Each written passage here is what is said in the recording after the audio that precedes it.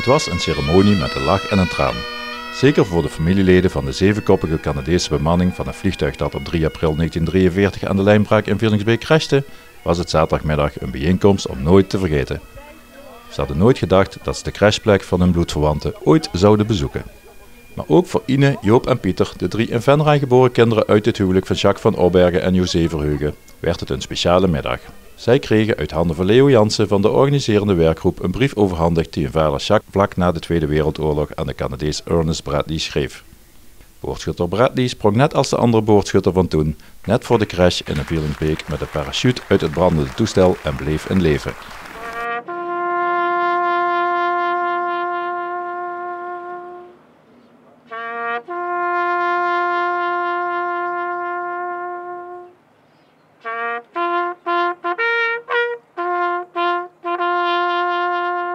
Jacques van Aubergen was iemand die was hoofd bij de scouting in Venray. En die heeft Bradley ontmoet toen hij is geland met zijn parachute hier tussen Venray en Overloon. Hij heeft naderhand nog contact met hem gehad. In 1946 heeft hij een brief geschreven op briefpapier van Scouting Venray.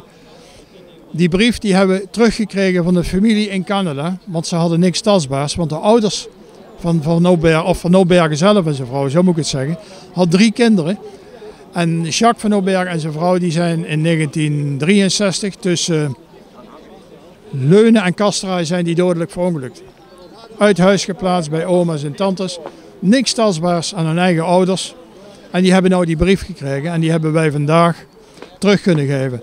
Dat mocht ik alleen doen van Heather Bradley, degene die brief gestuurd heeft. Als ik daar een dikke omhelzing bij deed. Ja, ik ben niet zo'n hugger, maar toch maar gedaan. En het was de moeite waard. Die brief die is van onze vader. Onze vader was Jacques van Aubergen. Wij hadden vroeger de sigarenwinkel op de markt in Venray. Met mijn zus en mijn broer, die zijn uiteraard ook hier. En, het hele bijzondere is dat wij de brief totaal niet kenden. Maar door dit verhaal is die wel eigenlijk in Canada gevonden en uiteindelijk opgestuurd hier naartoe. En het is een brief die mijn vader geschreven heeft aan een van de overlevenden van de crash. En daar staat eigenlijk ook een stuk levensverhaal van hem in, wat wij ook absoluut eigenlijk nog niet kenden. Ook niet dat hij in het concentratiekamp gezeten had. Hij is overleden toen wij 3, 6 en 8 jaar waren, dus die herinneringen die waren er sowieso al niet. En vroeger werd er uit het oorlogsverleden sowieso al niet zo heel veel gesproken. Dus vandaar is een heel bijzonder exemplaar, moet ik zeggen. We zijn er heel blij mee. Het toestel was die avond samen met meer dan 340 andere vliegtuigen op weg voor een bombardement op de Duitse stad Essen. Degene die hier neergestort is, de DT-808, was een Halifax. Volledig Canadese bemanning, vloog onder Engelse vlag van de Royal Air Force. Had aan boord 2 500-ponders en meer dan 600 brandbommen. En die is aangeschoten voordat hij in Vierlingsbeek was. De tanks zijn geraakt, is hij in brand gevlogen. Het toestel vloog verder in brand en met brandbommen aan boord. Dat is 1 vliegende fakkel. De 2 boordschutters die zijn eruit kunnen springen. Dat zijn ook de enige 2 die het toen op dat moment overleefd hebben. 5 andere jongens die zijn eigenlijk levend verbrand.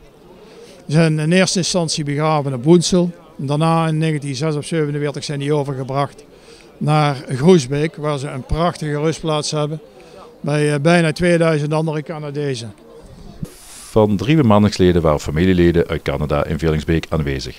Dat geldt ook voor de Canadese ambassadeur, die zich vereerd voelde dat hij een uitnodiging voor de bijeenkomst ontving. This is really important, and I think it's important for, I would say, 3 reasons. One, because of the families themselves. Some came from Canada, of course, to be part of the event. Second, because of the long-term importance of taking steps to remember both the reasons behind the conflict in the Second World War and the need for us to continue to work together to advance democracy and human rights.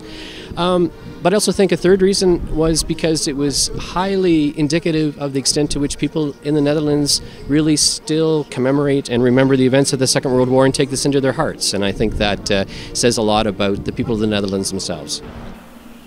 Ook voor Mike McDonnell, een neef van de piloot van het toestel van toen, was het een speciale dag. Very special day. I had no idea what to expect when Leo contacted me, and I'm so impressed with the way the Dutch people remember what was done for them during the war. It's just astounding. Na de onthulling werden op de crashplek zelf tulpen gestrooid ter nagedachtenis aan de Canadese bemanning.